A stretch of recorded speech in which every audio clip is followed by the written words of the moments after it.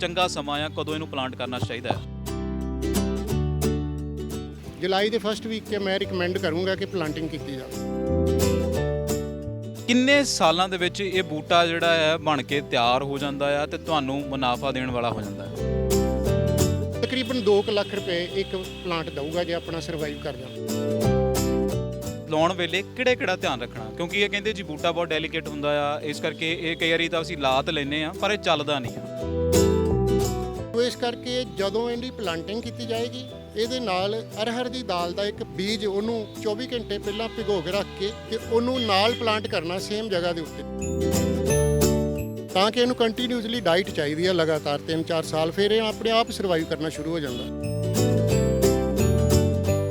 ਜਾਂ ਛੋਟੀ ਪੋਲੀਸ਼ੀਟ ਲਾਓ, 4 ਲੱਕੜਾਂ ਨੂੰ ਉਹਨਾਂ ਦੀ ਜ਼ਮੀਨ 'ਚ ਗੱਡ ਕੇ ਪਰ ਉਹਨੂੰ ਪੋਲੀਸ਼ੀਟ ਨਾਲ ਕਵਰ ਕਰ ਦਿਓ ਚਾਰੇ ਪਾਸੇ for the time being from December to February. ਤੇ ਕਿਸੇ ਵੀ ਪਲਾਂਟ ਦੇ ਵਿੱਚ ਇੰਨੀ ਰੈਵਨਿਊ ਨਹੀਂ ਹੋ ਸਕਦੀ ਜਿਸ ਤਰ੍ਹਾਂ ਦੀ ਚੰਦਨ ਦੀ ਹੈ। ਸਤਿ ਸ਼੍ਰੀ ਅਕਾਲ, ਤੁਸੀਂ ਦੇਖ ਰਹੇ ਹੋ ਟੀਵੀ ਪੰਜਾਬ, ਮੈਂ ਜਤਿੰਦਰ ਸਿੰਘ ਖਹਿਰਾ। ਅੰਨਦਾਤਾ ਦੀ ਇਸ ਕੜੀ ਦੇ ਵਿੱਚ ਤੁਹਾਡਾ ਸਵਾਗਤ ਹੈ। ਅੱਜ ਦੀ ਅੰਨਦਾਤਾ ਦੀ ਕੜੀ ਕੁਝ ਵੱਖਰੀ ਹੈ। ਪਹਿਲਾਂ ਵਾਂਗ ਮੈਂ ਕਿਸੇ ਕਿਸਾਨ ਦੇ ਕੋਲ ਨਹੀਂ ਪੁੱਜਾ, ਸਗੋਂ ਅੱਜ ਮੈਂ ਜਲੰਧਰ ਦੇ ਫੋਰੈਸਟ ਰੇਂਜ ਦੇ ਦਫ਼ਤਰ ਹਾਂ ਔਰ ਮੇਰੇ ਨਾਲ ਹਰਗੁਰਨੇਕ ਸਿੰਘ ਰੰਧਾਵਾ ਜੀ ਨੇ, ਜਿਹੜੇ ਕਿ ਫੋਰੈਸਟ ਰੇਂਜ ਆਫੀਸਰ ਨੇ ਇੱਥੇ। ਰੰਧਾਵਾ ਸਾਹਿਬ, ਤੁਹਾਡੇ ਨਾਲ ਸਤਿ ਸ਼੍ਰੀ ਅਕਾਲ ਜੀ। ਬਿਲਕੁਲ ਸਤਿ ਸ਼੍ਰੀ ਅਕਾਲ ਜੀ, ਥੈਂਕ ਯੂ ਵੈਰੀ ਮੱਚ ਜੀ। ਪਹਿਲਾਂ ਤਾਂ ਸ਼ੁਕਰੀਆ, ਤੁਸੀਂ ਸਾਨੂੰ ਟਾਈਮ ਦਿੱਤਾ। ਅੱਛਾ, ਅੱਜ ਕੱਲ੍ਹ ਖਬਰ ਜਿਹੜੀ ਵਾਇਰਲ ਹੋ ਰਹੀ ਹੈ, ਸ਼ਾਇਦ ਤੁਸੀਂ ਵੀ ਦੇਖੀ ਹੋਣੀ ਹੈ, ਨਿਊਜ਼ ਬਣੀ ਹੈ, ਉਹ ਤਾਂ ਬਹੁਤ ਚੰਗੀ ਆ, ਅੱਖਾਂ ਨੂੰ ਬਹੁਤ ਸਕੂਨ ਦਿੰਦੀ ਹੈ ਕਿ ਇੱਦਾਂ ਦਾ ਫੋਰੈਸਟ ਆਫੀਸਰ ਹੈ ਜਿਹਨੇ ਚੰਦਨ ਦੀ ਜਿਹੜੀ ਪਨੀਰੀ ਲਾਈ ਹੈ। ਪਹਿਲਾਂ ਤਾਂ ਕਿੰਨੀ ਕੁ ਪਨੀਰੀ ਤੁਸੀਂ ਲਾਈ ਹੈ ਔਰ ਕਿਵੇਂ ਤਿਆਰ ਕੀਤੀ? ਦੇਖੋ, ਚੰਦਨ ਦੀ ਪਨੀਰੀ ਦਾ ਆਪਾਂ ਜਿਹੜਾ ਟਰਾਇਲ ਜਿਹੜਾ ਇਸ ਸਾਲ ਆਪਾਂ ਇੱਥੇ ਜਲੰਧਰ ਡਿਸਟ੍ਰਿਕਟ ਦੇ ਵਿੱਚ ਕਰ ਰਹੇ ਹਾਂ ਕਿ ਪਿਛਲੇ ਕੁਝ ਸਾਲਾਂ ਦੇ ਵਿੱਚ ਇਹ ਜਿਹੜਾ ਚੰਦਨ ਦਾ ਦਰਖਤ ਆ, ਇਹ ਸਾਡਾ ਲਗਭਗ ਹੁਸ਼ਿਆਰਪੁਰ ਡਿਸਟ੍ਰਿਕਟ, ਗੜਸ਼ੰਕਰ, ਰੋਪੜ, ਮੋਹਾਲੀ ਦੇ ਆਸ-ਪਾਸ ਦੇ ਕੰਢੀ ਸ਼ਿਵਾਲਿਕ ਜ਼ੋਨ ਦੇ ਵਿੱਚ ਸਾਡੇ ਜਿਹੜੇ ਇਹ ਦਰਖਤ ਹੈਗੇ ਆ ਬਹੁਤ, ਉੱਥੇ ਲਾ ਕੇ ਤੇ ਉੱਥੇ ਸਾਰੇ ਜਗ੍ਹਾ 'ਤੇ ਕਾਮਯਾਬ ਹੋਏ ਆ। ਤੇ ਫਿਰ ਸਾਨੂੰ ਇੱਕ ਨਵਾਂ ਥਾਟ ਆਇਆ, ਸਾਡੇ ਹੈੱਡ ਆਫ ਦੀ ਡਿਪਾਰਟਮੈਂਟ ਮਾਨਯੋਗ PCCF ਸਾਹਿਬ ਨੇ ਕਿਹਾ, ਤੇ ਉਸ ਤੋਂ ਦਰਜਾ ਬਦਰਜਾ ਥੱਲੇ ਜਿਹੜੇ ਵੀ ਅਧਿਕਾਰੀ ਸਾਹਿਬਾਨ ਆ ਉਹਨਾਂ ਨੇ ਕਿਹਾ ਕਿ ਇਹਦਾ ਜਿਹੜਾ ਟਰਾਇਲ ਆ ਪੰਜਾਬ ਦੇ ਬਾਕੀ ਜ਼ਿਲ੍ਹਿਆਂ ਵਿੱਚ ਵੀ ਕੀਤਾ ਜਾਏ। ਉਹਦੀ ਕੜੀ ਦੇ ਵਿੱਚ ਹੀ ਜਲੰਧਰ ਡਿਸਟ੍ਰਿਕਟ ਦੇ ਵਿੱਚ ਜਿਹੜਾ ਆਪਾਂ ਇਹਦਾ ਟਰਾਇਲ ਕਰਨੇ ਆ। ਦੂਸਰੀ ਗੱਲ ਹੈ, ਜਿੱਥੋਂ ਤੱਕ ਤੁਸੀਂ ਪੁੱਛਿਆ ਕਿ ਕਿੰਨੇ ਪੌਦੇ ਲਗਾਏ ਆ, ਇਸ ਵੇਲੇ ਮੇਰੇ ਕੋਲ ਰੈਡਲੀ ਜਿਹੜਾ ਇਸ ਮੌਨਸੂਨ ਦੇ ਵਿੱਚ ਆ 5,500 ਚੰਦਨ ਦਾ ਪਲਾਂਟ ਮੇਰੇ ਕੋਲ ਅਵੇਲੇਬਲ ਆ ਪਲਾਂਟਿੰਗ ਵਾਸਤੇ। ਅੱਛਾ, ਇਹਦੇ ਲਈ ਅਵੇਅਰਨੈਸ ਵੀ ਬਹੁਤ ਜ਼ਰੂਰੀ ਹੈ, ਕਿਉਂਕਿ ਆਮ ਕਿਸਾਨ ਨੂੰ ਨਹੀਂ ਪਤਾ ਕਿ ਅਸੀਂ ਜਿਹੜਾ ਚੰਦਨ ਦਾ ਪਲਾਂਟ ਹੈ ਉਹ ਲਾ ਸਕਦੇ ਹਾਂ, ਤੇ ਅਵੇਅਰਨੈਸ ਦੇ ਲਈ ਵੀ ਕੋਈ ਉਪਰਾਲਾ ਕਰ ਰਹੇ ਹੋ? ਹਾਂਜੀ, ਅਵੇਅਰਨੈਸ ਵਾਸਤੇ ਦੇਖੋ, ਜਿਸ ਤਰ੍ਹਾਂ ਪ੍ਰਿੰਟ ਮੀਡੀਆ, ਇਲੈਕਟ੍ਰੋਨਿਕ ਮੀਡੀਆਸ ਦੇ ਨਾਲ ਜਿਵੇਂ ਕੋਰਸਪੋਂਡੈਂਸ ਹੁੰਦੀ ਆ, ਉਹਨਾਂ ਦੇ ਨਾਲ ਬੈਠ ਕੇ ਗੱਲ ਕਰਦੇ ਆ। ਉਹ ਸਭ ਤੋਂ ਬੈਸਟ ਤਰੀਕਾ ਤੇ ਇਹੋ ਹੀ ਆ ਲੋਕਾਂ ਨੂੰ ਜਾਗਰੂਕ ਕਰਨ ਦਾ, ਫਾਰਮਰਸ ਨੂੰ ਜਾਂ ਕੋਈ ਵੀ ਹੋਰ ਜਿਹੜਾ ਵਿਅਕਤੀ ਆ ਜਿਹੜਾ ਚੰਦਨ ਦੇ ਬਾਰੇ ਜਾਣਕਾਰੀ ਲੈਣੀ ਚਾਹੁੰਦਾ, ਤੇ ਬੈਸਟ ਮੀਡੀਆ ਤਾਂ ਤੁਹਾਡੇ ਕੋਲ ਹੀ ਆ, ਤੁਹਾਡੇ ਦੇ ਨਾਲ ਹੀ ਸ਼ੇਅਰ ਕਰਕੇ ਸਾਨੂੰ ਜਿਹੜਾ ਵਾ ਲੋਕਾਂ ਤੱਕ ਸਾਡੀ ਆਵਾਜ਼ ਪਹੁੰਚ ਸਕਦੀ ਆ। ਵੱਖ-ਵੱਖ ਨਿਊਜ਼ ਪੇਪਰਸ ਦੇ ਵਿੱਚ ਖਬਰ ਵੀ ਆਈ ਹੈ, ਉਹਦੇ ਬਿਹਾਫ 'ਤੇ ਮੈਨੂੰ ਕਾਫੀ ਫੋਨ ਕਾਲਸ ਵੀ ਆ ਰਹੀਆਂ ਨੇ ਔਰ ਕਾਫੀ ਫਾਰਮਰਸ ਜਿਹੜੇ ਆ ਮੇਰੇ ਕੋਲ ਆ ਕੇ ਇਹਦੀ ਖੇਤੀ ਕਰਨ ਬਾਰੇ ਪੁੱਛਦੇ ਪਏ। ਅੱਛਾ, ਜਦੋਂ ਆਪਾਂ ਗੱਲ ਕਰਦੇ ਹਾਂ ਚੰਦਨ ਦੀ ਖੇਤੀ 'ਚ ਫਾਇਦਾ ਬਹੁਤ ਆ, ਪਰ ਆਮ ਕਿਸਾਨ ਜਿਹੜਾ ਹੈ ਉਹਨੂੰ ਸ਼ਾਇਦ ਇਹਦੇ ਬਾਰੇ ਜਾਣਕਾਰੀ ਨਹੀਂ ਹੈਗੀ।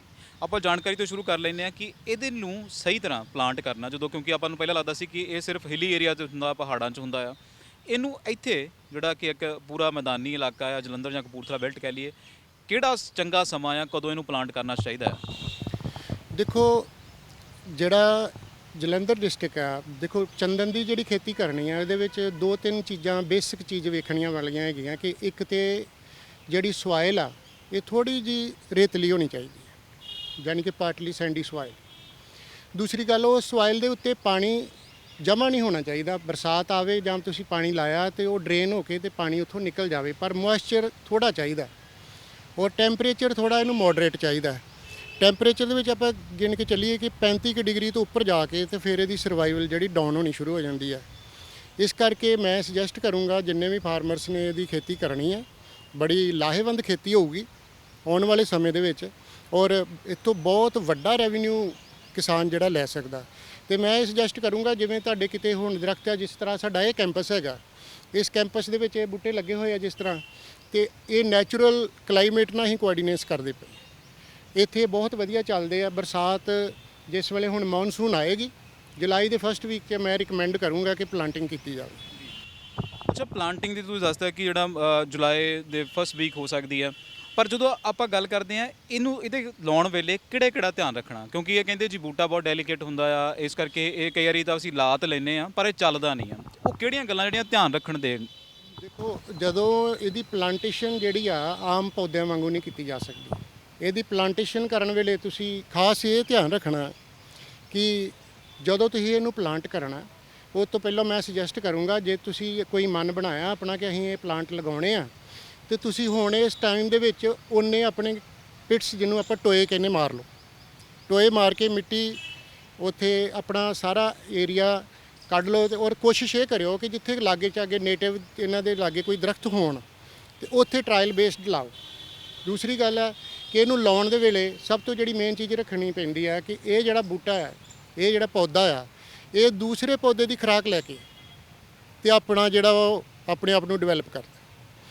ਸੋ ਇਸ ਕਰਕੇ ਜਦੋਂ ਇਹਦੀ ਪਲਾਂਟਿੰਗ ਕੀਤੀ ਜਾਏਗੀ, ਇਹਦੇ ਨਾਲ ਅਰਹਰ ਦੀ ਦਾਲ ਦਾ ਇੱਕ ਬੀਜ ਉਹਨੂੰ 24 ਘੰਟੇ ਪਹਿਲਾਂ ਭਿਗੋ ਕੇ ਰੱਖ ਕੇ ਤੇ ਉਹਨੂੰ ਨਾਲ ਪਲਾਂਟ ਕਰਨਾ ਸੇਮ ਜਗ੍ਹਾ ਦੇ ਉੱਤੇ ਥੋੜੀ ਜਿਹੀ ਡਿਸਟੈਂਸ ਦੇ ਵਿੱਚ, ਮਾਈਨਰ 3-4 ਇੰਚ ਦੇ ਵਿੱਚ। ਉੱਥੇ ਜਿਹੜਾ ਉਹ ਪਲਾਂਟ ਹੋਏਗਾ 3 ਇੰਚ ਤੋਂ ਘੱਟ ਹੀ ਹੋਵੇ, ਜ਼ਿਆਦਾ ਨਾ ਹੋਵੇ, ਉਹ ਪਲਾਂਟ ਹੋਏਗਾ ਉਹ ਜਲਦੀ ਗਰੋ ਕਰ ਜਾਏਗਾ ਤੇ ਚੰਦਨ ਨੂੰ ਉਹ ਖੁਰਾਕ ਦੇਵੇਗਾ ਤੇ ਇਹ ਸਰਵਾਈਵ ਕਰੇਗਾ। ਜੇ ਉਹਨੂੰ ਇਕੱਲੇ ਨੂੰ ਲਾਵਾਂਗੇ ਤੇ ਮਰ ਜਾਊਗਾ। ਅੱਛਾ, ਜਦੋਂ ਇਹਨੂੰ ਇਕੱਲੇ ਨੂੰ ਲਾਉਂਦੇ ਆ ਮਰ ਜਾਂਦਾ, ਪਰ ਕਈ ਵਾਰ ਇਦਾਂ ਹੁੰਦਾ ਕਿ ਅਸੀਂ ਜਦੋਂ ਨਾਲ ਵਾਲਾ ਪਲਾਂਟ ਲਾ ਦਿੰਦੇ ਆ ਉਹ ਪਹਿਲਾਂ ਵੱਧ ਜਾਂਦਾ। ਜਦੋਂ ਤੁਸੀਂ ਹਰ ਦੀ ਦਾਲ ਕਰਦੇ ਹੋ ਪਹਿਲਾਂ ਵੱਧ ਜਾਂਦਾ ਆ, ਇਹਨੂੰ ਓਵਰਲੈਪ ਕਰ ਜਾਂਦਾ ਆ, ਇਹਦੇ ਉੱਤੇ ਚੜ ਜਾਂਦਾ ਆ, ਤੇ ਉਹਦੇ ਨਾਲ ਪਲਾਂਟ ਮਰਨ ਦਾ ਖਤਰਾ ਨਹੀਂ ਰਹਿੰਦਾ? ਹਾਂ, ਨੈਚੁਰਲੀ ਦੇਖੋ, ਜੇ ਕਿਸੇ ਵੀ ਚੀਜ਼ ਨੂੰ ਕੋਈ ਚੀਜ਼ ਡਿਪਰੈਸ ਕਰੇਗੀ ਤੇ ਉਹਦੀ ਜਿਹੜੀ ਆ ਪ੍ਰੋਗਰੈਸ ਖਤਮ ਹੋ ਜਾਏਗੀ। ਇਸ ਕਰਕੇ ਜਦੋਂ ਇਹ, ਕਿਉਂਕਿ ਜਿਹੜੇ ਚਨੇ ਦੇ ਬੂਟੇ ਹੋਏ ਜਾਂ ਅਰਹਰ ਦੀ ਦਾਲ ਹੈ, ਸੀਜ਼ਨਲ ਸਾਡੀਆਂ ਦਾਲਾਂ ਨੇ, ਇਹਨਾਂ ਦਾ ਗਰੋਇੰਗ ਸਟਾਈਲ ਵੀ ਬਹੁਤ ਅਪਗ੍ਰੇਡਡ ਹੁੰਦਾ ਹੈ, ਬਹੁਤ ਜਲਦੀ ਇਹ ਵੱਧ ਜਾਂਦੇ ਆ। ਜਦੋਂ ਇਹ ਵੱਧ ਜਾਂਦੇ ਉੱਪਰ ਜ਼ਿਆਦਾ ਤੇ ਫਿਰ ਸਾਡਾ ਕੀ ਬਣਦਾ ਕਿ ਆਪਾਂ ਜਿਹੜਾ ਉਹਨੂੰ ਟ੍ਰਿਮ ਕਰ ਦਈਦਾ ਉੱਪਰੋਂ, ਕੁਛ ਲੀਵਸ ਛੱਡ ਕੇ ਆਪਣੇ ਚੰਦਨ ਦੇ ਬੂਟੇ ਤੋਂ ਥੱਲੇ ਰਹਿਣ ਉਹ, ਪਰ ਡਾਈਟ ਦਿੰਦੇ ਰਹਿਣ ਉਹਨੂੰ। ਇਸ ਕਰਕੇ ਉੱਪਰਲੇ ਪੱਤੇ ਜਦੋਂ ਤੁਹਾਨੂੰ ਲੱਗੇ ਕਿ ਪਲਾਂਟ ਤੋਂ ਉੱਪਰ ਜਾ ਰਹੇ ਆ, ਉਸੇ ਵੇਲੇ ਉਹਨੂੰ ਥੋੜਾ ਜਿਹਾ ਕਟਰ ਨਾਲ ਜਾਂ ਬਲੇਡ ਨਾਲ ਤੁਸੀਂ ਉਹਨੂੰ ਟ੍ਰਿਮ ਕਰ ਦਿਓ। ਅੱਛਾ, ਜਦੋਂ ਕਿੰਨੀ ਦੇਰ ਤੱਕ ਇਹ ਜਿਹੜਾ ਪਲਾਂਟ ਹੈ ਚੰਦਨ ਜਿਹੜਾ ਆ ਕਿਸੇ ਹੋਰ ਦੂਸਰੇ ਪਲਾਂਟ ਤੋਂ ਆਪਣੀ ਡਾਈਟ ਜਿਹੜੀ ਆ ਖੁਰਾਕ ਲੈਂਦਾ ਆ, ਤੇ ਕਦੋਂ ਆਪਾਂ ਜਿਹੜਾ ਕਹਿ ਸਕਦੇ ਹਾਂ ਕਿ ਹੁਣ ਹਰ ਦੀ ਦਾਲ ਜਿਹੜੀ ਉਹ ਪੁੱਟ ਲਓ, ਕਿਉਂਕਿ ਹਰ ਦੀ ਦਾਲ ਦਾ ਸਮਾਂ ਵੀ ਬਹੁਤ ਘੱਟ ਹੁੰਦਾ? ਹਾਂ, ਮੈਂ ਇਹ ਕਹੂੰਗਾ, ਸੁਜੈਸਟ ਕਰੂੰਗਾ ਕਿ ਤੁਸੀਂ ਇੱਕ ਵਾਰੀ ਅਰਹਰ ਦੀ ਦਾਲ ਲਾਈ, ਇਹਨੂੰ ਲੌਂਗ ਡਿਊਰੇਸ਼ਨ 'ਚ 3-4 ਸਾਲ ਅਪਗ੍ਰੇਡ ਕਰਨਾ ਪੈਣਾ। ਇਸੇ ਤਰ੍ਹਾਂ ਹੀ ਜਦੋਂ ਤੁਹਾਨੂੰ ਲੱਗ ਗਿਆ ਕਿ ਇਹ ਬੂਟਾ ਮੈਚਿਓਰ ਹੋ ਗਿਆ, ਉਹਦੀ ਜਗ੍ਹਾ ਫਿਰ ਤੁਸੀਂ ਨਵਾਂ ਬੂਟਾ ਲਗਾ ਦਿਓ, ਤਾਂ ਕਿ ਇਹਨੂੰ ਕੰਟੀਨਿਊਸਲੀ ਡਾਈਟ ਚਾਹੀਦੀ ਹੈ ਲਗਾਤਾਰ 3-4 ਸਾਲ। ਫਿਰ ਇਹ ਆਪਣੇ ਆਪ ਸਰਵਾਈਵ ਕਰਨਾ ਸ਼ੁਰੂ ਹੋ ਜਾਂਦਾ, ਫਿਰ ਇਹਨੇ ਆਪਣੀ ਡਾਈਟ ਲੈਣੀ ਸ਼ੁਰੂ ਕਰ ਦੀ। ਜੇ ਹੋਸਟ ਪਲਾਂਟ ਹੋਊਗਾ ਤਾਂ ਸਰਵਾਈਵਲ ਵੱਧ ਜਾਏਗੀ। ਹੋਸਟ ਪਲਾਂਟ ਜਿਹੜਾ ਨਾਲ, ਹੋਸਟ ਪਲਾਂਟ ਦਾ ਮਤਲਬ ਕਿ ਇਹਨੇ ਦੂਸਰੇ ਪਲਾਂਟ ਦੀ ਖੁਰਾਕ ਖਾਣੀ ਹੈ। ਜੇ ਉਹਦੇ ਨਾਲ ਉਹ ਪ੍ਰੋਪਰ ਲੱਗਿਆ ਰਹੇਗਾ ਤੇ ਇਹਦਾ ਜਿਹੜਾ ਸਰਵਾਈਵਲ ਰੇਟ ਵੀ ਵਧੇਗਾ ਤੇ ਇਹਦੀ ਗਰੋਥ ਵੀ ਬਹੁਤ ਅੱਛੀ ਹੋ ਜਾਏਗੀ। ਅੱਛਾ ਰੰਧਾਵਾ ਸਾਹਿਬ, ਜਦੋਂ ਗਰੋਥ ਦੀ ਗੱਲ ਕਰਦੇ ਆ ਤੇ ਕਿੰਨੇ ਕੁ ਸਾਲ, 2-3 ਸਾਲ ਤੁਸੀਂ ਕਹਿੰਦੇ ਹੋ, ਕਿੰਨੇ ਕੁ ਸਾਲ ਬਾਅਦ ਇਹ ਆਪਣੇ ਪੈਰਾਂ ਤੇ ਖੜਾ ਹੋ ਜਾਂਦਾ ਤੇ ਗਰੋਥ ਲੈਣੀ ਸ਼ੁਰੂ ਕਰ ਦਿੰਦਾ ਆਪਣੇ ਆਪ? ਇਹ ਕਲਾਈਮੇਟ ਦੇ ਉੱਤੇ ਬਹੁਤ ਡਿਪੈਂਡ ਕਰਦਾ ਹੈ ਕਿ ਜਿਸ ਤਰ੍ਹਾਂ ਮੈਂ ਪਹਿਲਾਂ ਦੱਸਿਆ ਕਿ ਸੋਇਲ ਇਦਾਂ ਦੀ ਹੋਣੀ ਚਾਹੀਦੀ, ਐਟਮੋਸਫੇਅਰ ਇਦਾਂ ਦਾ ਹੋਣਾ ਚਾਹੀਦਾ ਕਿ 35-37 ਡਿਗਰੀ ਤੋਂ ਉੱਪਰ ਨਾ ਜਾਵੇ ਔਰ ਬਿਲੋ ਦੈਨ 20 ਡਿਗਰੀ ਤੋਂ ਥੱਲੇ ਵੀ ਨਾ ਜਾਵੇ ਜ਼ਿਆਦਾ, ਮਤਲਬ 15 ਡਿਗਰੀ ਤੱਕ ਤੇ ਸਰਵਾਈਵ ਕਰ ਜੂਗਾ। ਜੇ ਉਹ ਤੋਂ ਥੱਲੇ ਜਾਏਗਾ ਫਿਰ ਸਾਨੂੰ ਇਹਦੇ ਲਈ ਇੱਕ ਛੋਟਾ ਜਿਹਾ ਪੋਲੀ ਹਾਊਸ ਉੱਥੇ ਬਣਾਉਣਾ ਪਊਗਾ। ਪੋਲੀ ਹਾਊਸ ਮੈਂ ਇਹ ਨਹੀਂ ਕਹੂੰਗਾ ਕਿ ਫਾਰਮਰਸ ਨੂੰ ਕਿ ਦੂਸਰਾ ਤੁਸੀਂ ਇਨਫਰਾਸਟ੍ਰਕਚਰ ਦਾ ਪੋਲੀ ਹਾਊਸ ਬਣਾਓ।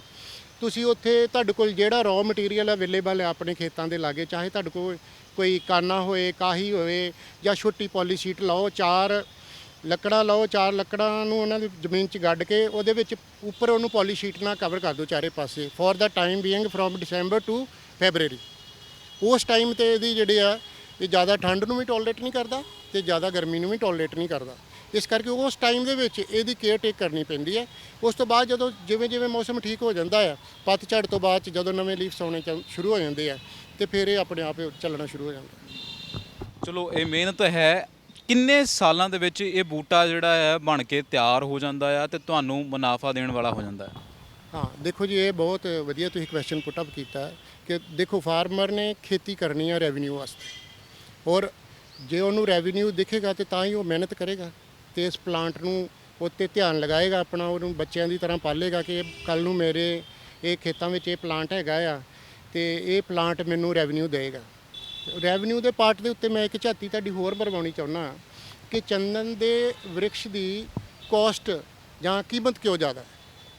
ਦੇਖੋ ਚੰਦਨ ਹਰ ਤਰ੍ਹਾਂ ਦੇ ਕਾਸਮੈਟਿਕਸ ਜਿੱਦਾਂ ਵੀ ਸਾਡੇ ਗੁਰਦੁਆਰਾ ਸਾਹਿਬਾਨ ਆ, ਮੰਦਿਰ ਜਾਂ ਜਿੰਨੇ ਵੀ ਰਿਲੀਜੀਅਸ ਸਥਾਨ ਨੇ ਉਹਨਾਂ ਸਾਰੇ ਤੇ ਅਗਰਬੱਤੀ ਜਲਦੀ। ਤੁਸੀਂ ਮੋਸਟਲੀ ਵੇਖੋਗੇ ਸੰਦਲ ਲਿਖਿਆ ਹੁੰਦਾ ਉੱਤੇ। ਸੰਦਲ ਵੁੱਡ ਦੀ ਜਿਹੜੀ ਆ ਬੜੀ ਫ੍ਰੈਗਨੈਂਸ, ਬੜੀ ਕੁਆਇਟ ਐਂਡ ਸਵੀਟ ਹੁੰਦੀ ਆ। ਉਹ ਸਾਰੇ ਲੋਕ ਉਹਨੂੰ ਲਾਈਕ ਕਰਦੇ ਆ ਕਿ ਇਸ ਕਰਕੇ ਇਹ ਪੂਜਾ ਦੀ ਸਮੱਗਰੀ 'ਚ ਮੰਦਿਰ ਦੇ ਵਿੱਚ ਜਦੋਂ ਕੋਈ ਆਰਾਧਨਾ ਕਰਦੇ ਆ, ਅਰਚਨਾ ਕਰਦੇ ਆ, ਉਹਦਾ ਤਿਲਕ ਵੀ ਲਗਾਉਂਦੇ ਆ, ਉਹਨੂੰ ਪੂਜਾ ਦੇ ਵਿੱਚ ਵੀ ਯੂਜ਼ ਕਰਦੇ ਆ, ਜਾਂ ਉਹਨੂੰ ਲੱਕੜ ਨੂੰ ਕੱਟ ਕੇ ਤੇ ਉਹਨੂੰ ਘਿਸੇ ਕੇ ਤੇ ਉਹ ਮੰਦਿਰਾਂ ਦੇ ਵਿੱਚ ਤਿਲਕ ਲਗਾਇਆ ਜਾਂਦਾ ਭਗਵਾਨ ਨੂੰ। ਇਸੇ ਤਰ੍ਹਾਂ ਗੁਰਦੁਆਰਾ ਸਾਹਿਬਾਨ ਦੇ ਵਿੱਚ ਜਿਹੜਾ ਇਹਦੇ ਅਗਰਬੱਤੀ ਜਗਾਈ ਜਾਂਦੀ ਹੈ। ਇਸੇ ਤਰ੍ਹਾਂ ਜਿਹੜੇ ਕੁਝ ਪਰਫਿਊਮਸ ਹੁੰਦੇ ਆ, ਪਰਫਿਊਮਸ ਦੇ ਵਿੱਚ ਇਹਦੀ ਵਰਤੋਂ ਹੁੰਦੀ ਹੈ, ਇਸ ਕਰਕੇ ਇਹਦੀ ਕੀਮਤ ਬਹੁਤ ਅੱਛੀ ਮਿਲ ਜਾਂਦੀ ਹੈ। ਦੂਸਰੀ ਗੱਲ ਰਹੀ ਪਾਰਟ ਆਫ ਵੈਲਿਊ ਦਾ ਕਿ ਇਹਨਾਂ ਦੀ ਜਿਹੜੀ ਮੇਨ ਕੀਮਤ ਆ, ਮੈਂ ਗਿਣ ਕੇ ਚੱਲਦਾ ਕਿ ਜਿੱਦਾਂ ਦਾ ਸਾਡਾ ਐਟਮੋਸਫੇਅਰ ਆ ਪੰਜਾਬ ਦਾ, ਇਹ 15 ਤੋਂ 20 ਸਾਲ ਦੇ ਵਿੱਚ ਇੱਕ ਪੌਦਾ ਤਿਆਰ ਹੋ ਜਾਊਗਾ। ਔਰ ਉਸ ਵੇਲੇ ਜੇ ਮੈਂ ਅੱਜ ਦੀ ਮਾਰਕੀਟ ਦੇ ਨਾਲ ਉਹਦੀ ਕੈਲਕੂਲੇਸ਼ਨ ਕਰਾਂ ਤੇ ਰਾਉਂਡ ਅਬਾਊਟ ਜੋ ਮੇਰਾ ਐਸਟੀਮੇਟਡ ਅੰਦਾਜ਼ਾ ਆ ਜੋ ਮੇਰਾ, ਉਹ ਇੱਕ ਤਕਰੀਬਨ 2 ਲੱਖ ਰੁਪਏ ਇੱਕ ਪਲਾਂਟ ਦਊਗਾ ਜੇ ਆਪਣਾ ਸਰਵਾਈਵ ਕਰ ਜਾਂਦਾ। ਤੇ ਕਿਸੇ ਵੀ ਪਲਾਂਟ ਦੇ ਵਿੱਚ ਇੰਨੀ ਰੈਵਨਿਊ ਨਹੀਂ ਹੋ ਸਕਦੀ ਜਿਸ ਤਰ੍ਹਾਂ ਦੇ ਚੰਦਨ ਦੀ ਹੈ। ਇਸ ਕਰਕੇ ਪੰਜਾਬ ਸਰਕਾਰ ਨੇ ਨਿਵੇਕਲਾ ਉਪਰਾਲਾ ਕੀਤਾ ਕਿ ਉਹਦੇ ਜਿਹੜੇ ਫਾਰਮਰਸ ਆ ਟ੍ਰੈਡੀਸ਼ਨਲ ਖੇਤੀ ਦੇ ਨਾਲ ਥੋੜਾ ਇੱਧਰ ਧਿਆਨ ਦੇਣ। ਜੇ ਉਹਨਾਂ ਦਾ ਰੈਵਨਿਊ ਵੱਧਦਾ ਤੇ ਆਪਾਂ ਪਲਾਂਟਿੰਗ ਕਰਦੇ ਹੋਏ, ਨੇਚਰ ਨਾਲ ਕੋਆਰਡੀਨੇਟ ਕਰਦੇ ਹੋਏ, ਨੇਚਰ ਦੀ ਸੇਵਾ ਕਰਦੇ ਹੋਏ ਨਾਲੇ ਆਕਸੀਜਨ ਲਵਾਂਗੇ ਤੇ ਨਾਲੇ ਆਪਾਂ ਜਿਹੜਾ ਆਪਣਾ ਰੈਵਨਿਊ ਗੇਨ ਕਰਾਂਗੇ। ਵਾਕਈ ਨਾਲੇ ਪੁੰਨ ਨਾਲੇ ਫਲੀਆਂ। ਪਰ ਜਦੋਂ ਆਪਾਂ ਗੱਲ ਕਰਦੇ ਹਾਂ ਕਿ ਇਹਨੂੰ ਨਾਲ ਲਾਇਆ ਜਾਵੇ ਤੇ ਜਦੋਂ ਤੁਸੀਂ ਕਹਿੰਦੇ ਆ ਕਿ ਇਹ ਥੋੜੇ ਸਾਲ ਬਾਅਦ 3-4 ਸਾਲ ਬਾਅਦ ਆਪਣੇ ਉੱਤੇ ਇੰਡੀਪੈਂਡੈਂਟ ਹੋ ਜਾਂਦਾ ਹੈ ਤੇ ਫਿਰ ਖੁਰਾਕ ਆਪਣੀ ਲੈਣੀ ਸ਼ੁਰੂ ਕਰ ਦਿੰਦਾ। ਕਈ ਹੁਣ ਹੁੰਦੇ ਕਿ ਸਿਆੜ ਬਣਾ ਕੇ ਲਾ ਦਿੰਦੇ ਆ। ਇਹਨੂੰ ਸਿਆੜ ਬਣਾ ਕੇ ਲਾ ਸਕਦੇ ਆ ਤੇ ਜੇ ਸਿਆੜ ਬਣਾ ਕੇ ਲਾ ਸਕਦੇ ਤੇ ਕਿੰਨਾ ਡਿਫਰੈਂਸ ਹੋਣਾ ਚਾਹੀਦਾ? ਦੇਖੋ ਮੈਂ ਤੁਹਾਨੂੰ ਇਹ ਸੁਜੈਸਟ ਕਰੂੰਗਾ ਮੇਰੇ ਫਾਰਮਰ ਸਾਹਿਬਾਨ ਨੂੰ ਕਿ ਤੁਸੀਂ ਜਦੋਂ ਵੀ ਇਹਨੂੰ ਲਗਾਉਣਾ ਆ ਤੇ ਮਿਨੀਮਮ ਡਿਸਟੈਂਸ ਜਿਹੜਾ ਵਾ ਇੱਕ ਪੌਦੇ ਤੋਂ ਪੌਦੇ ਦੇ ਵਿੱਚ ਦੂਰੀ ਔਰ ਉਹਦੀ ਲਾਈਨ ਤੋਂ ਲਾਈਨ ਜਿਹੜੀ ਆ ਦੋਨਾਂ ਦੇ ਵਿੱਚ ਦੂਰੀ 3 ਮੀਟਰ ਜ਼ਰੂਰ ਰੱਖੋ ਤਾਂ ਕਿ ਇਹਦਾ ਕਰਾਊਨ ਜਦੋਂ ਵਧੇਗਾ ਇਹਨੇ ਕਰਾਊਨ ਫੈਲਣਾ ਵੀ ਹੈ ਕੱਲ ਨੂੰ ਜਾ ਕੇ, ਫਿਰ ਨਾਲ ਹੋਏਗਾ ਪਲਾਂਟ ਤੇ ਫਿਰ ਇਹਦੀ ਸਰਵਾਈਵਲ ਜਿਹੜੀ ਆ ਉਹ ਘਟੇਗੀ। ਇਸ ਕਰਕੇ ਇਹਨੂੰ ਇੱਕ ਆਈਡੀਅਲ ਐਟਮੋਸਫੇਅਰ ਤੇ ਆਈਡੀਅਲ ਜਿਹੜੀ ਆ ਦੂਰੀ ਚਾਹੀਦੀ ਆ, ਮਿਨੀਮਮ 3 ਮੀਟਰ ਬਾਈ 3 ਮੀਟਰ। ਰੰਧਾਵਾ ਸਾਹਿਬ, ਜਦੋਂ ਕਈ ਵਾਰ ਆਪਾਂ ਪਪੂਲਰ ਲਾ ਲੈਂਦੇ ਆ ਤੇ ਪਪੂਲਰ ਦੇ ਵਿੱਚ ਅਸੀਂ ਕੁਝ ਹੋਰ ਵੀ ਲਾ ਲੈਂਦੇ ਹਾਂ, ਕਣਕ ਆਈ ਤੇ ਕਣਕ ਲਾ ਲਈ, ਕੋਈ ਹੋਰ ਫਸਲ ਆਈ ਤੇ ਹੋਰ ਫਸਲ ਲਾ ਲਈ। ਇਹਦੇ ਨਾਲ ਵੀ ਇੱਦਾਂ ਹੋ ਸਕਦਾ ਕਿ ਜੋ ਹੁਣ ਲੰਮਾ ਸਮਾਂ 20 ਸਾਲ ਹੈ ਤੇ ਕੋਈ ਹੋਰ ਫਸਲ ਵਿੱਚ ਲੱਗ ਸਕਦੀ ਹੈ? ਹਾਂ, ਮੈਂ ਇਸ ਤਰ੍ਹਾਂ ਕਹਿਣਾ ਚਾਹੂੰਗਾ ਕਿ ਜਿੰਨੇ ਵੀ ਸਰੋਤੇ ਸੁਣਦੇ ਪਏ ਆ, ਤੁਸੀਂ ਪਹਿਲਾਂ ਇਹ ਕੋਸ਼ਿਸ਼ ਕਰੋ ਕਿ ਜਿਵੇਂ ਸਾਡੀਆਂ ਟਿਊਬਵੈਲਸ ਦੇ ਉੱਤੇ ਹਵੇਲੀਆਂ ਹੁੰਦੀਆਂ, ਹਵੇਲੀਆਂ ਦੇ ਉੱਤੇ ਸਾਡੇ ਕੋਲ ਪਹਿਲਾਂ ਆਲਰੇਡੀ ਕੁਝ ਦਰਖਤ ਲੱਗੇ ਹੋਏ ਆ, ਉਹਨਾਂ ਦੇ ਲਾਗੇ ਟਰਾਇਲ ਬੇਸਡ ਤੁਸੀਂ ਥੋੜੇ ਉਹ ਲਾਓ। ਨੈਟ ਫਾਰਮਿੰਗ ਕਰਨ ਦੀ ਬਜਾਏ ਜਿੱਥੇ ਤੁਹਾਡਾ ਕ੍ਰੌਪ ਹੋ ਰਿਹਾ, ਕਿਉਂਕਿ ਜੇ ਪਾਣੀ ਝੋਨੇ ਦੀ ਖੇਤੀ 'ਚ ਤੇ ਇਹਨੇ ਚੱਲਣਾ ਨਹੀਂ, ਠੀਕ ਹੈ ਨਾ। ਝੋਨੇ ਦੀ ਖੇਤੀ 'ਚ ਪਾਣੀ ਨੇ ਖੜਾ ਹੋਣਾ ਤੇ ਇਹ 'ਚ ਪਾਣੀ ਖੜਾ ਹੋਣਾ ਨਹੀਂ ਚਾਹੀਦਾ। ਇਸੇ ਤਰ੍ਹਾਂ ਜੇ ਆਪਾਂ ਕਣਕ ਨੂੰ ਪਾਣੀ ਲਾਉਂਦੇ ਹਾਂ 2-3 ਦਿਨ 4 ਦਿਨ ਖੜਾ ਰਹੂਗਾ ਜਾਂ ਪਾਣੀ 2 ਦਿਨ ਖੜਾ ਰਹਿੰਦਾ, ਉਸ 'ਚ ਫਿਰ ਮੋਇਸਚਰ ਕੰਟੈਂਟ ਵੀ ਜ਼ਿਆਦਾ ਹੋ ਜਾਂਦਾ ਧਰਤੀ ਸੋਇਲ 'ਚ ਤੇ ਫਿਰ ਇਹਦੇ ਮਰਨ ਦੇ ਜਿਹੜੇ ਆ ਚਾਂਸਸ ਜ਼ਿਆਦਾ ਹੋ ਜਾਂਦੇ ਆ। ਸਿਆੜਾਂ ਦੇ ਵਿੱਚ ਨਾ ਲਗਾਇਆ ਜਾਵੇ ਇਹਨੂੰ, ਇੱਦਾਂ ਜਿਹੜੇ ਆਪਣੇ ਕੁਝ ਘਰਾਂ ਦੇ ਲਾਗੇ ਲਗਾ ਲਓ ਜਿੱਥੇ ਤੁਸੀਂ ਪ੍ਰੋਪਰ ਇਹਨੂੰ ਦੇਖ ਸਕਦੇ ਹੋ। ਮਾਸ ਲੈਵਲ ਤੇ ਮੈਂ ਨਹੀਂ ਕਹੂੰਗਾ ਕਿ ਲਗਾਤਾਰ ਤੁਸੀਂ 2-4-10,000 ਬੂਟਾ ਲਗਾਓ, ਪਹਿਲਾਂ ਥੋੜੇ ਬੂਟੇ ਲਗਾ ਕੇ ਉਹਨਾਂ ਨੂੰ ਕਾਮਯਾਬ ਕਰੋ, ਦੈਨ ਸਾਨੂੰ ਦੱਸੋ। ਗਵਰਨਮੈਂਟ ਰੈਡੀ ਆ ਸਾਡੇ ਲਈ ਹੋਰ ਤਿਆਰ ਕਰਨ ਲਈ। ਜਿਵੇਂ ਸਾਨੂੰ ਤੁਹਾਡੀ ਸਪੋਰਟ ਮਿਲੇਗੀ, ਜਿਵੇਂ ਤੁਹਾਡੀ ਰਿਕੁਆਇਰਮੈਂਟ ਸਾਡੇ ਕੋਲ ਆਏਗੀ, ਆਪਾਂ ਤੁਹਾਨੂੰ ਹੋਰ ਪ੍ਰੋਵਾਈਡ ਕਰਾਂਗੇ। ਦੂਸਰੀ ਗੱਲ ਇੱਕ ਇਹਦੇ ਵਿੱਚ ਹੋਰ ਬਹੁਤ ਜ਼ਰੂਰੀ ਆ ਕਿ ਦੇਖੋ ਇਹਨੂੰ ਹੁਣ ਆਪਾਂ ਸਮੈਫ ਦੇ ਵਿੱਚ ਵੀ ਕਵਰ ਕਰ ਰਹੇ ਹਾਂ। ਸਮੈਫ ਮੀਨਸ ਕਿ ਸਬ ਮਿਸ਼ਨ ਔਨ ਐਗਰੋ ਫੋਰੈਸਟਰੀ, ਉਹ ਇੱਕ ਪੰਜਾਬ ਸਰਕਾਰ ਦਾ ਉਪਰਾਲਾ ਹੈ। ਉਹਦੇ ਵਿੱਚ ਅਸੀਂ ਜਿਹੜਾ ਵੀ ਫਾਰਮਰ, ਚਾਹੇ ਉਹ ਕਲੋਨਲ ਸਫੈਦਾ ਲਗਾਉਂਦਾ, ਚਾਹੇ ਉਹ ਬਰਮਾ ਡੇਕ ਲਾ ਰਿਹਾ ਜਿਹੜੀ ਹਾਈ ਗਰੋਇੰਗ ਡੇਕ ਹੁੰਦੀ ਆ, ਚਾਹੇ ਉਹ ਪੋਪੂਲਰ ਲਗਾ ਰਿਹਾ, ਔਰ ਚੌਥੀ ਕਿਸਮ ਇਹ ਜਿਹੜੀ ਹੈ ਚੰਦਨ ਨੂੰ ਵੀ ਇਹ 'ਚ ਇਨਕਲੂਡ ਕਰ ਦਿੱਤਾ। ਉਹਦੇ ਉੱਤੇ ਪੰਜਾਬ ਗਵਰਨਮੈਂਟ ਤੁਹਾਨੂੰ 35 ਰੁਪਏ ਪਰ ਪਲਾਂਟ ਸਬਸਿਡੀ ਦਿੰਦੀ ਆ ਵੇਰੀਅਸ ਜੀਐਸ ਦੇ ਵਿੱਚ। ਪਹਿਲੇ ਸਾਲ ਤੁਸੀਂ ਪਲਾਂਟ ਲਾਓਗੇ ਤੇ ਤੁਹਾਨੂੰ 14 ਰੁਪਏ ਸਬਸਿਡੀ ਤੁਹਾਡੀ ਜਿਹੜੀ ਸਿੱਧੀ ਡਾਇਰੈਕਟ ਅਕਾਊਂਟ 'ਚ ਆਏਗੀ। ਦੇਰ ਇਜ਼ ਨੋ ਮੀਡੀਏਟਰ, ਕੋਈ ਇਹਦੇ ਵਿੱਚ ਵਿਚੋਲਾ ਨਹੀਂ ਹੈਗਾ। ਤੁਹਾਡੇ ਜਮ੍ਹਾਂਬੰਦੀ ਲੱਗੇਗੀ, ਤੁਹਾਡਾ ਆਧਾਰ ਕਾਰਡ ਲੱਗੇਗਾ, ਪਲੱਸ ਤੁਹਾਡੇ ਅਕਾਊਂਟ ਦੀ ਡਿਟੇਲਸ ਲੱਗਣੀ ਹੈ ਕ੍ਰੋਸ ਚੈੱਕ, ਔਰ ਤੁਹਾਡੀ ਆਈਡੀ ਕ੍ਰੀਏਟ ਹੋ ਜਾਏਗੀ। ਉੱਥੇ ਸਾਡਾ ਕੰਸਰਨਡ ਫੀਲਡ ਆਫੀਸਰ ਉੱਥੇ ਜਾਏਗਾ, ਉਹ ਵੇਖੇਗਾ ਕਿ ਇੰਨੇ ਬੂਟੇ ਕਾਮਯਾਬ ਆ ਤੇ ਉਹ ਆਪਣੇ ਸਿਸਟਮ 'ਚ ਪਾਏਗਾ ਤੇ ਗਵਰਨਮੈਂਟ ਵੱਲੋਂ ਫਾਰਮਰ ਨੂੰ ਸਬਸਿਡਾਈਜ਼ ਕੀਤਾ ਜਾਂਦਾ ਡਾਇਰੈਕਟ ਅਕਾਊਂਟ 'ਚ। ਮਤਲਬ ਕਿ ਡਰਨ ਦੀ ਕੋਈ ਲੋੜ ਨਹੀਂ ਹੈ, ਥੋੜਾ ਬਹੁਤ ਸਰਕਾਰ ਵੀ ਜਿਹੜਾ ਹੈ ਉਹ ਹਮਲਾ ਮਾਰ ਰਹੀ ਹੈ ਔਰ ਜੇ ਕਿਸਾਨ ਮਾਰ ਰਿਹਾ। ਅੱਛਾ, ਜਦੋਂ ਆਪਾਂ ਗੱਲ ਕਰਦੇ ਆ ਚੰਦਨ ਦੀ, ਤੇ ਚੰਦਨ ਹਰ ਜਗ੍ਹਾ ਤੇ ਵਰਤ ਹੋ ਜਾਂਦਾ। ਤੁਸੀਂ ਕਹਿੰਦੇ ਕਿ ਇੱਕ ਜਿਹੜਾ ਬੂਟਾ ਆ ਸਾਨੂੰ ਲੱਖਾਂ ਰੁਪਈਆ ਦਿੰਦਾ ਆ, ਪਰ ਇਹਦੇ ਨਾਲ ਨਾਲ ਕਿੰਨੇ ਬੂਟੇ ਜਿਹੜਾ ਹੈ ਉਹ ਲਾ ਸਕਦਾ ਹੈ ਤੇ ਉਸ ਤੋਂ ਬਾਅਦ ਉਹਨੂੰ ਸਬਸਿਡੀਜ਼ ਮਿਲ ਸਕਦੀ ਹੈ ਜਾਂ ਕੁਝ ਹੋਰ ਸਕਦਾ, ਕਿੰਨੇ ਬੂਟੇ ਜਿਹੜੇ ਆ ਮਿਨੀਮਮ ਹੋਣ ਸਕਦੇ? ਸਬਸਿਡੀ ਇਹ ਬਹੁਤ ਵਧੀਆ ਖੈਰਾ ਸਾਹਿਬ ਤੁਸੀਂ ਕੁਐਸਚਨ ਪੁੱਟ ਅਪ ਕੀਤਾ ਹੈ ਕਿ ਸਬਸਿਡੀ ਦੇ ਵਿੱਚ ਕੋਈ ਕੰਡੀਸ਼ਨ ਨਹੀਂ ਹੈ। ਸਬਸਿਡੀ ਤੁਸੀਂ ਚਾਹੇ 1000 ਬੂਟਾ ਲਗਾ ਦਿਓ, ਚਾਹੇ 10,000 ਲਗਾ ਲਓ, ਚਾਹੇ 1 ਲੱਖ ਲਗਾ ਲਓ, ਇਹਦੇ ਵਿੱਚ ਕੋਈ ਬਾਉਂਡ ਨਹੀਂ ਹੈਗਾ ਕਿ ਕੋਈ ਫਾਰਮਰ ਵੱਡਾ ਆ, ਕੋਈ ਫਾਰਮਰ ਛੋਟਾ ਆ, ਕਿ ਉਹਦੇ ਸੋਰਸ ਆਫ ਇਨਕਮ ਜ਼ਿਆਦਾ ਨੇ ਜਾਂ ਘੱਟ ਨੇ। ਇਹਦੇ ਵਿੱਚ ਕੋਈ ਵੇਰੀਏਸ਼ਨ ਨਹੀਂ ਹੈ। ਇਹਦੇ ਵਿੱਚ simple formula, simple and best formula ਕੀ ਹੈ ਕਿ ਜਿੰਨੇ ਵੀ ਕਿਸਾਨ ਆ, ਜਿੰਨੇ ਵੀ ਪੌਦੇ ਲਗਾਏ, ਉਹਦੇ ਜਿੰਨੇ ਸਰਵਾਈਵ ਹੈਗੇ ਆ, ਪਹਿਲੇ ਸਾਲ 14 ਰੁਪਏ, ਅਗਲੇ 3 ਸਾਲ 7-7 ਰੁਪਏ ਉਹਨੂੰ ਹਰ ਈਅਰ ਮਿਲਣਗੇ, ਜਿਹੜੀ ਉਹਦੀ ਸਰਵਾਈਵਲ ਰੇਟ ਤੇ ਜਿੰਨੇ ਉਹਦੇ ਪੌਦੇ ਕਾਮਯਾਬ ਆ ਫੀਲਡ 'ਚ। ਜਿਹੜਾ ਫੀਲਡ ਅਫਸਰ ਜਾਏਗਾ ਉਹ ਦੇਖੇਗਾ ਔਰ ਸਿਸਟਮ 'ਚ ਅਪਲੋਡ ਕਰੇਗਾ ਔਰ ਥਰੂ ਸਿਸਟਮ ਉਹਦੀ ਸਬਸਿਡੀ ਆਪਣੇ ਆਪ ਬਣ ਜਾਏਗੀ ਫਾਰਮਰ ਦੀ। ਉਮੀਦ ਕਰਦੇ ਆ ਕਿ ਜਿਹੜੇ ਸਾਡੇ ਸੁਣਨ ਵਾਲੇ ਆ ਉਹ ਚੰਦਨ ਦੀ ਖੇਤੀ ਦੇ ਬਾਰੇ ਜਾਣ ਲਏ ਹੋਣਗੇ ਉਹਨਾਂ ਨੇ। ਅੱਛਾ, ਇੱਕ ਗੱਲ ਇਹ ਵੀ ਹੈ ਕਿ ਹੁਣ ਤੁਸੀਂ ਕਹਿੰਦੇ ਆ ਕਿ ਨਵੀਂ ਖੇਤੀ ਹੈ ਇੱਥੇ ਪੰਜਾਬ ਦੇ ਵਿੱਚ, ਕਿੰਨੀਆਂ ਕੁ ਇਨਕੁਆਇਰੀ ਆ ਰਹੀਆਂ? ਕਿਉਂਕਿ ਜਦੋਂ ਆਪਾਂ ਮਿਲੇ ਸੀਗੇ ਆਫਿਸ ਤੁਹਾਡੇ ਵੀ ਕੋਈ ਬੈਠਾ ਸੀਗਾ, ਹੋਰ ਕਿੰਨੀਆਂ ਕੁ ਇਨਕੁਆਇਰੀਜ਼ ਆ ਰਹੀਆਂ ਤੇ ਕਿੰਨੇ ਕੁ ਲੋਕ ਪੰਜਾਬ ਦੇ ਵਿੱਚ ਲਾਉਣ ਲਈ ਤਿਆਰ ਹੋਏ ਨੇ? ਦੇਖੋ ਜੀ, ਇਹ ਮੈਂ ਪਹਿਲਾਂ ਤੇ ਥੈਂਕਸ ਕਰੂੰਗਾ ਟੀਵੀ ਪੰਜਾਬ ਦਾ ਔਰ ਜਿੰਨੇ ਵੀ ਹੋਰ ਪ੍ਰਿੰਟ ਮੀਡੀਆਸ ਐਂਡ ਇਲੈਕਟ੍ਰੋਨਿਕ ਮੀਡੀਆਸ ਦੀ ਬਦੌਲਤ, ਕਿਉਂਕਿ ਵੈਂਚਰ ਨੂੰ ਤਾਂ ਆਪਾਂ ਨੂੰ ਕਰਦੇ ਕਾਫੀ ਟਾਈਮ ਹੋਇਆ। It is only because of you. ਤੁਹਾਡੇ ਮੀਡੀਆ ਕਰਕੇ ਇਹ ਪਬਲਿਕ 'ਚ ਜਦੋਂ ਖਬਰ ਜਾਏਗੀ ਤੇ ਪਬਲਿਕ ਨੂੰ, ਫਾਰਮਰ ਨੂੰ ਇਹਦੇ ਬਾਰੇ, ਇਹਦੀ ਇੰਪੋਰਟੈਂਸ ਦਾ ਪਤਾ ਲੱਗੇਗਾ ਤੇ ਉਹ ਫਿਰ ਸਾਨੂੰ ਪੁੱਛਦੇ ਵੀ ਸਾਨੂੰ ਦੱਸੋ ਜੀ, ਇਹਦੇ ਬਾਰੇ ਦੱਸੋ। ਫਿਰ ਮੇਰੇ ਕੋਲੋਂ ਕਾਫੀ ਬੰਦਿਆਂ ਦੇ ਟੈਲੀਫੋਨਸ ਆ ਰਹੇ, ਮੇਰੇ ਨੇਮ ਤੇ ਬਾਈ ਨੇਮ ਵੀ ਆ ਰਹੇ ਆ। ਕੁਝ ਪਬਲਿਕਲੀ ਮੈਨੂੰ ਆਣ ਕੇ ਮੇਰੇ ਆਫਿਸ ਟਾਈਮ ਲੈ ਕੇ ਮੈਨੂੰ ਮਿਲਦੇ ਵੀ ਆ ਔਰ ਉਹਨਾਂ ਨੂੰ ਫਿਰ ਮੈਂ ਗਾਈਡ ਕਰਦਾ। ਹੁਣੇ ਤੁਹਾਡੇ ਬੈਠਾ ਇੱਕ ਫਾਰਮਰ ਆਏ ਸੀ ਮਿਸਟਰ ਪੁਰੀ, ਉਹ ਮੈਨੂੰ ਕਹਿ ਕੇ ਗਏ ਕਿ ਮੈਨੂੰ 1500 ਪਲਾਂਟ ਚਾਹੀਦਾ ਤੇ ਉਹ ਆਪਣਾ 1500 ਪਲਾਂਟ ਹੁਣੇ ਰਿਜ਼ਰਵ ਕਰਾ ਕੇ ਗਏ ਆ। ਉਹ ਸੋਚਦੇ ਕਿ ਜੇ ਮੈਂ 1500 ਪਹਿਲਾਂ ਲਗਾਵਾਂਗਾ, ਉਸ ਤੋਂ ਬਾਅਦ ਜੇ ਮੈਨੂੰ ਅੱਛਾ ਰਿਸਪੌਂਸ ਮਿਲਿਆ, ਜੇ ਮੇਰੇ ਕਾਮਯਾਬ ਹੋਏ ਤੇ ਦੈਨ ਉਹਨਾਂ ਕੋਲ 54 ਏਕੜਸ ਜ਼ਮੀਨ ਹੈ। ਉਹ ਕਹਿੰਦੇ ਕਿ ਮੈਂ ਇਹ 'ਚ ਪਲਾਂਟਿੰਗ ਕਰਾਂ। ਵਾਕਈ ਉਮੀਦ ਤਾਂ ਇਹੀ ਹੈ ਕਿ ਨਵਾਂ ਕੱਲ੍ਹ ਆਵੇ ਔਰ ਇੱਦਾਂ ਦੀ ਖੇਤੀ ਦੇ ਨਾਲ ਜੇ ਸਾਨੂੰ ਕੋਈ ਆਲਟਰਨੇਟਿਵ ਜਿਹੜੇ ਮਿਲ ਜਾਣ, ਚਾਹੇ ਉਹ ਚੰਦਨ ਦਾ ਬੂਟਾ ਹੋਵੇ, ਚਾਹੇ ਉਹ ਬਰਮਾ ਡੇਕ ਹੋਵੇ, ਚਾਹੇ ਪੋਪੂਲਰ ਹੋਵੇ, ਤਾਂ ਮੈਨੂੰ ਲੱਗਦਾ ਕਿ ਕਿਸਾਨ ਜਿਹੜਾ ਹੈ ਉਹ ਕਦੇ ਵੀ ਨਹੀਂ ਮਰਦਾ, ਕਦੇ ਕਰਜ਼ਾਈ ਨਹੀਂ ਹੋਊਗਾ ਔਰ ਬਹੁਤ ਸਾਰੇ ਆਪਸ਼ਨ ਹੋ ਗਏ। ਰੰਧਾਵਾ ਸਾਹਿਬ, ਤੁਸੀਂ ਸਾਡੇ ਨਾਲ ਗੱਲਬਾਤ ਕੀਤੀ, ਤੁਹਾਡਾ ਬਹੁਤ ਬਹੁਤ ਧੰਨਵਾਦ। ਥੈਂਕ ਯੂ ਵੈਰੀ ਮੱਚ ਜੀ ਖਹਿਰਾ ਸਾਹਿਬ, ਤੁਹਾਡਾ ਬਹੁਤ ਬਹੁਤ ਧੰਨਵਾਦ ਜੀ। ਸਾਰੇ ਸਰੋਤਿਆਂ ਨੂੰ ਸਤਿ ਸ੍ਰੀ ਅਕਾਲ ਜੀ। ਪੰਜਾਬ ਦੇ ਵਿੱਚ ਜਿਹੜੀ ਅੱਜ ਕੱਲ੍ਹ ਮੇਨ ਪ੍ਰੋਬਲਮ ਚੱਲ ਰਹੀ ਹੈ ਉਹ ਹੈ ਕਿ ਪਾਣੀ ਡੂੰਘੇ ਹੋ ਰਹੇ ਨੇ। ਦੂਸਰੇ ਬੰਨੇ ਇਹ ਆ ਕਿ ਜਿਹੜੇ ਪੈਸਟੀਸਾਈਡਸ ਆ ਉਹ ਵੀ ਬਹੁਤ ਮਹਿੰਗੇ ਨੇ ਅਤੇ ਲੋੜ ਤੋਂ ਵੱਧ ਵਰਤੇ ਜਾਂਦੇ ਨੇ। ਕਈ ਥਾਂ 'ਤੇ ਜ਼ਮੀਨ ਸ਼ੋਰਾ ਉੱਗਣ ਲੱਗ ਪਈ ਹੈ।